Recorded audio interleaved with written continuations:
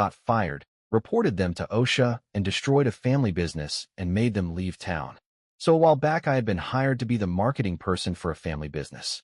It was a fitness equipment liquidator that had been founded by a gold medalist Olympian. He had fallen into some mental health issues and had delegated his wife to take over the business. She didn't have the experience, but took the reins anyways, and she and her children ran the place, albeit with some success. So this is where I come in. The first red flag I should have seen was that she was trying to screw over the recruiter by wanting us to do a side deal to pay me technically less, but still more than I would have gotten without the recruiter as the middle person. But I was in bed, and I didn't think too much about it. The next thing was how embedded the family aspect was in this business, that there was basically no distinction between the employees and family affairs being wrapped up in their work environment too. But I was just happy to finally be in a space where I felt welcome and almost love-bombed by the CEO, who treated me like one of her own children. Always lots of hugs and even kisses during good morning meetings, as if we were coming downstairs for breakfast. Meetings ended up turning into brainstorming sessions because the CEO's children and the workers were so scatterbrained and didn't want to commit to any specific plans of action, and I was basically on my own when it came to any marketing of anything, because nobody would actually participate if it came down to it. About a month or so into it, I get ambushed by the CEO and her daughter, who was like the operations person technically or something. Both were wondering why we hadn't achieved as much as I had wanted to, and when I explained that I didn't really receive much help or participation from anyone, suddenly it became all about blaming me for everything wrong and why sales were down and why nothing was exponentially growing as she had hoped they would. I explained what actions I had taken and that I was doing exactly what I said I was going to do. It wasn't my fault nobody wanted to help when they said they would. It didn't matter. They wanted me gone because they expected the moon in 3 weeks' time with zero budget and zero help from anyone else. So I just left. I want to add I did a lot while there. I automated a lot of their processes that they were doing by hand, set up Salesforce and Slack, as well as setting up and handling Zendesk and a ticketing system, and even automating a lot of POS processes so that from card tap to accounting, it was all smooth and seamless, and I made tons of things very efficient for them and improved productivity while there. But none of that mattered, of course. They wanted double the sales from basically social media posting and nothing else. While I was there, I had documented tons of OSHA violations. Exposed wires where customers would walk. ADA violations. Customer safety violations. Forklifts operated with zero certification and no PP, and having employees standing on top of the forks just to reach the warehouse ceiling. With no safety anything. Structural violations. You name it, they did landlord special type fixes and left things in often worse states than before. I made the call and sent OSHA photos of what I had documented, which I had only documented in the event of needing to use it. Never actually expected it to come to that. But I did. After talking with them, it was explained to me that there was months-long processes to get actions to be taken, even with evidence. The penalties for the violations I had evidence for were financially crippling fines I knew they wouldn't be able to handle. And after a month of checking every now and then, I got confirmation action was taken.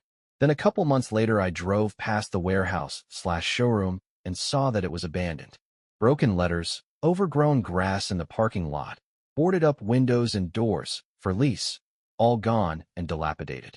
While I was placing those calls, I was also reaching out to my realtor friend who is super good at what she does, saying that we should time it right so after these fines and penalties that she can drop literature off at their door until they're convinced to sell. She didn't do it in time, but she did catch wind that the house had been sold and sold fast. Their website was 404D, and they basically packed their bags and left. I still can't believe it worked, but sometimes in life we have to accept that we are the karma that someone is coming to them. Goodbye, Amy, wherever you and your family left to. We're even. Time for second story, where abusive mother gets a karmic resonance. It took 2 days to destroy the life of my abusive mother.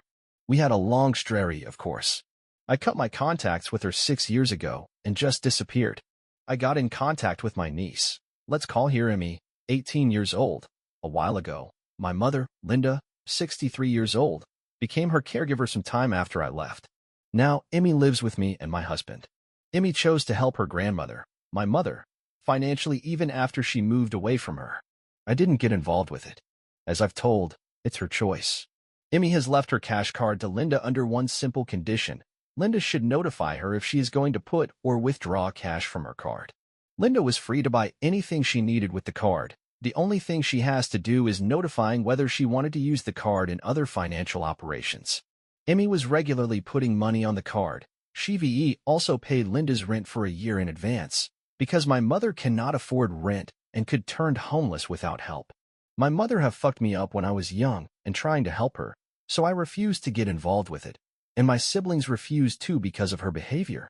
Linda was abusing Emmy's help for a while with not notifying her, and Emmy knew about it. She wasn't okay with it, of course, but let it slip until yesterday. It turned out that Linda gave Emmy's card to the third person for a free use, including putting and withdrawing cash.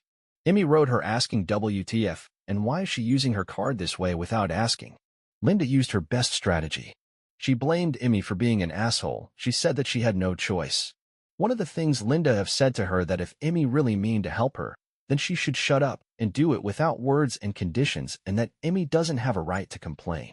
She also said that Emmy is free to betray her and leave as me and my siblings did after we used her, including one of my older brothers who hadn't even lived with her from the age of 11, and Linda never did a thing for him since. We've had a long conversation with Emmy after that. I once again explained that all of this is not Emmy's fault, and that my mother was always been like that. I wasn't even surprised for the answer Emmy has got. I've got similar answers when I was younger.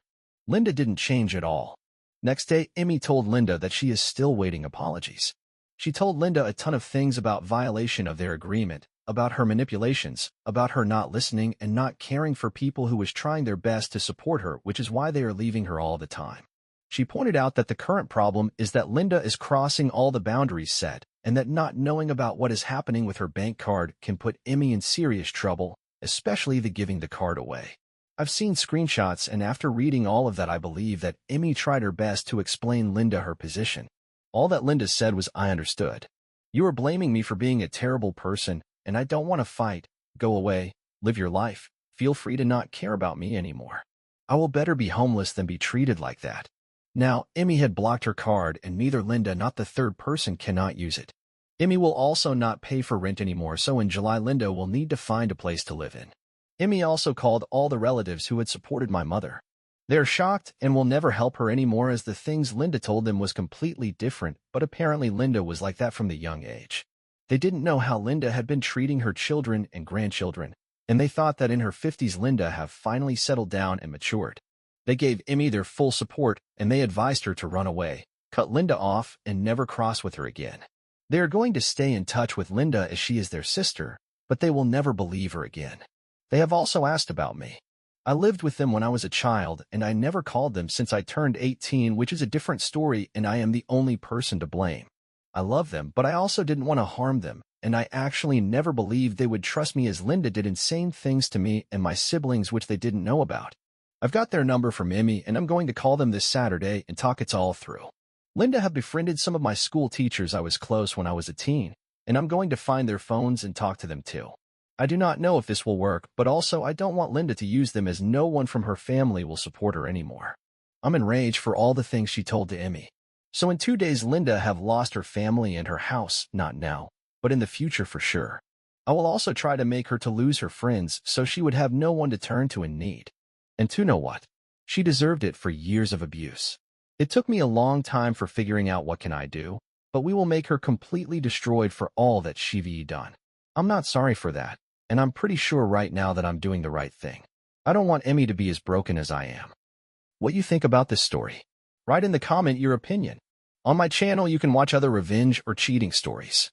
See you soon, my dear viewer.